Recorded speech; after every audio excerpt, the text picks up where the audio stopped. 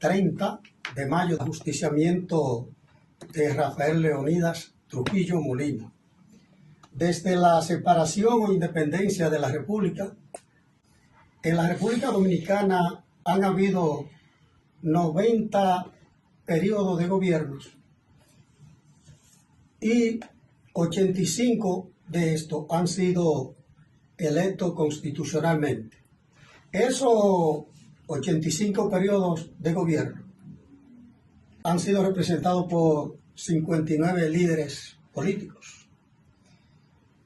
Pero queremos hacer énfasis en el ambiente político que se vivía antes de Trujillo asumir el poder, en el 1930.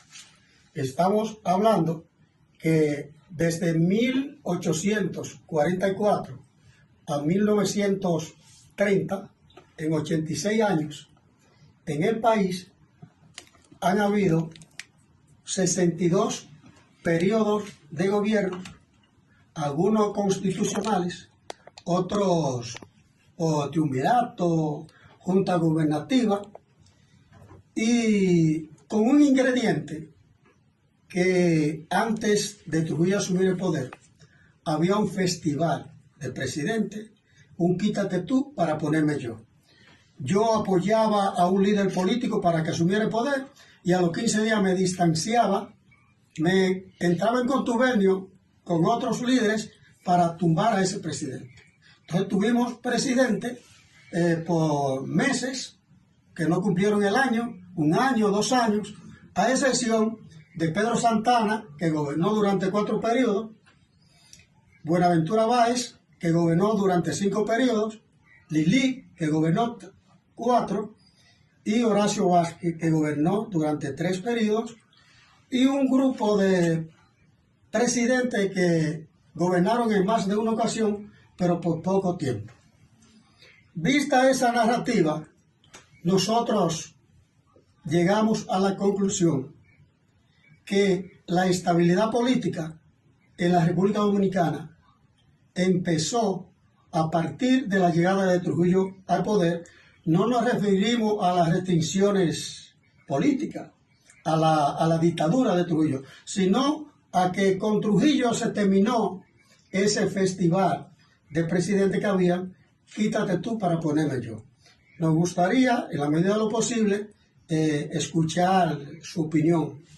Sí, una de las características de la historia política de la República Dominicana es la inestabilidad política, social y económica.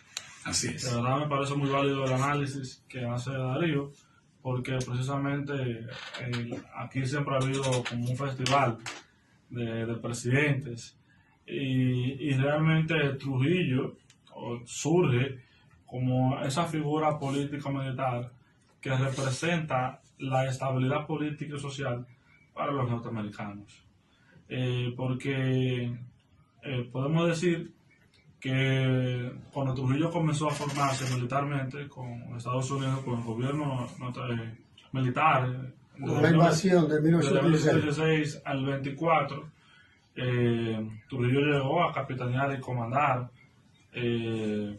varias brigadas del gobierno norteamericano en el este, incluso en el Cibao también llegó a estar Montecristi, Santiago, sí. San Francisco de Macorís, pero su participación más destacada fue en el este, contra los guerrilleros especialmente.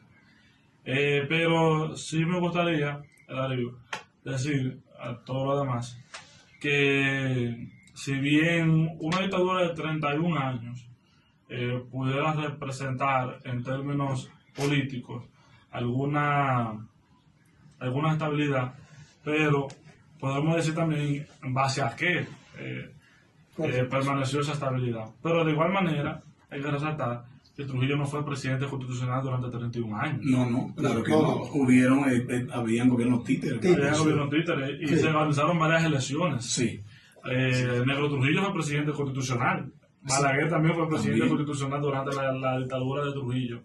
Yo más bien pudiera decir que la estabilidad comenzó, ese festival de presidentes comenzó a dejar atrás a partir de los gobiernos de Balaguer. Por eso el presidente Ronald Reagan dice que Balaguer es el padre de la democracia moderna. Yo tengo mis diferencias con eso, claro está. Yo también. Pero cuando Balaguer llegó al poder en 66, 12 años, viene el PRD, luego Balaguer y así sucesivamente. O sea, lo que quiero decir es que se han respetado las elecciones populares, aunque sean mañanas algunas. Sí. Pero desde ese periodo como que no existió nunca algún intento de derrocar, bueno, el caso de Elias Wessing con Balaguer en la época de Guerra Fría. Pero antes de la llegada de Trujillo, eso era un festival increíble. Quítate tú para ponerme yo. Y cada república tiene sus cosas particulares. De hecho, en mi primer libro que publiqué, yo hablo sobre el papel de los partidos políticos durante la Tercera República, haciendo énfasis en la dictadura de Trujillo. ¿Qué hicieron o qué trataron de hacer? ¿Qué programa tenían para derrocar a Trujillo? Pero también hago alguna breve introducción sobre las otras inestabilidades políticas y sociales y partidos políticos durante la Primera, Segunda República, antes de entrar en materia en el libro. Yeah. Pero con Trujillo podemos decir muchas cosas. Implantación del terror como herramienta política. Así es. Porque antes de que Trujillo llegara al poder, ya comenzó a amenazar a sus opositores. Ahí era que iba mi pregunta, ahorita es cierto. Ya comenzó a amenazar a sus opositores. Incluso Desiderio Arias no bien llegó, ya lo mató en el 31. Claro. Pero Trujillo tomó el propio caballo y fue a la provincia de Valverde de Mao, de Santiago Rodríguez, por ahí, a buscar a ese gran cacique del Cibao, Desiderio Arias.